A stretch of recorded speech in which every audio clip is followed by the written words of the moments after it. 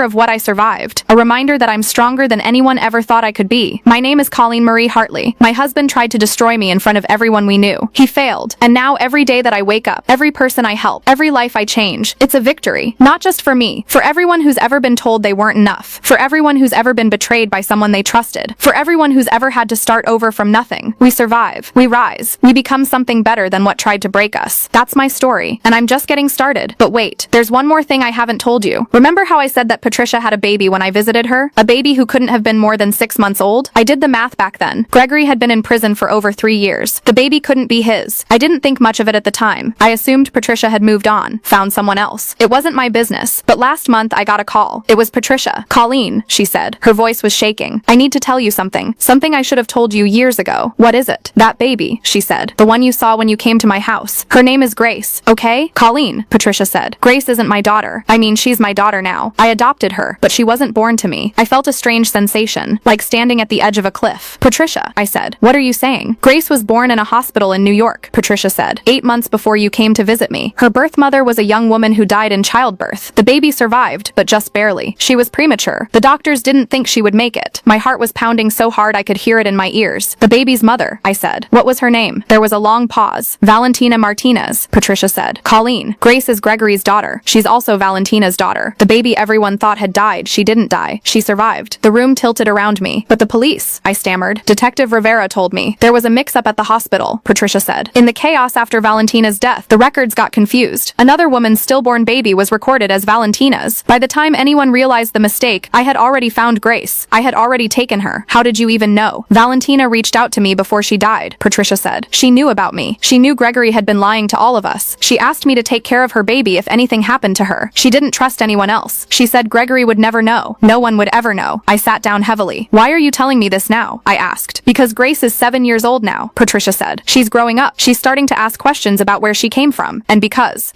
what? Because Gregory found out, Patricia said. I don't know how, but he sent me a letter last week. He knows Grace is alive. He knows I have her, and he's threatening to tell the authorities unless I bring her to visit him in prison. I felt rage building in my chest. Even from behind bars, Gregory was still trying to control people, still trying to hurt people. What do you want to do? I asked. I want to keep my daughter safe, Patricia said. I want to make sure Gregory never sees her, never touches her, never has any power over her. I thought for a moment. I'll help you, I said. We'll figure this out together. We'll make sure Grace is protected. Thank you, Colleen, Patricia said, and she was crying now. Thank you. I hired the best family lawyer in New York. We built a case proving that Patricia was Grace's rightful guardian, that Valentina had given consent before her death, that Gregory had no legal standing as a convicted felon who had participated in the events leading to the child's mother's death. The court ruled in our favor. Gregory's petition was denied. He would never have any contact with Grace. When the ruling came down, I drove to the prison one last time, not to visit Gregory, just to stand outside the gates and look at the walls that held him. You lose, I said quietly. You lose everything. Then I drove away and never looked back. Grace is 8 years old now. She's a bright, curious, beautiful little girl who loves horses and painting and asks a million questions about everything. Patricia is raising her in a nice house in Vermont, far from the shadow of Gregory's past. Last summer, I went to visit them. Grace showed me her room, which was painted bright yellow. She showed me her horse drawings. She made me a friendship bracelet out of colored string. Are you my aunt? She asked me, tilting her head curiously. I thought about it. In a strange way, I suppose I am. Her father tried to destroy me. Her mother left a letter that changed my life. The tangled web of betrayal that brought us all together had somehow turned into something else. I'm your friend, I told her, and I always will be. She smiled. It was the most beautiful smile I'd ever seen. Some stories don't have neat endings. Some stories keep unfolding, chapter after chapter, twist after twist. But this much I know. Gregory is in prison forever. Christine is in prison. The criminals they worked with are in prison. My mother's secret is finally out, and instead of destroying us, it gave us the chance to do something good. Patricia and Grace are safe and happy. And me? I wake up every morning in my apartment in Hartford. I go to work at the newspaper. I run the foundation on weekends. I have dinner with my sister and my parents every Sunday. I have a scar on my forehead that will never go away. And I have a life that no one, not Gregory, not Christine, not anyone, can ever take from me again. That's my story. Every word of it is true. And if you're out there reading this, going through something hard, something that feels impossible to survive, I want you to know that you can make it through. You can come out the other side. You can take the worst thing that ever happened to you and turn it into the beginning of something incredible. I did. And so can you. One last thing. 6 months ago, I started dating again. His name is Daniel. He's a history professor at Yale. He's kind and gentle and makes me laugh. He knows everything about my past. I told him on our third date, and he didn't flinch. Last week, he took me to dinner at a little Italian restaurant in New Haven. Afterward, we walked along the harbor, watching the boats bob in the water. Colleen, he said, stopping under a streetlight. I know you've been through a lot, and I know you might not be ready for this, but I need to tell you something. I looked up at him. I love you, he said. I've loved you for months, and I want to spend the rest of my life with you, if you'll let me. I thought about Gregory, about the lies and the betrayal and the pain, and then I looked at Daniel, at his honest eyes and his nervous smile, and the way his hand trembled slightly as he held mine. Yes, I said. I'll let you. He kissed me under that streetlight, and for the first time in years, I felt something I thought I'd lost forever. Hope. The world is full of terrible people, but it's also full of wonderful ones. And sometimes, if you're lucky, if you keep going even when everything seems impossible, you find them. My name is Colleen Marie Hartley. I was broken. I was scarred. I was nearly destroyed, but I'm still here, and my story is just beginning.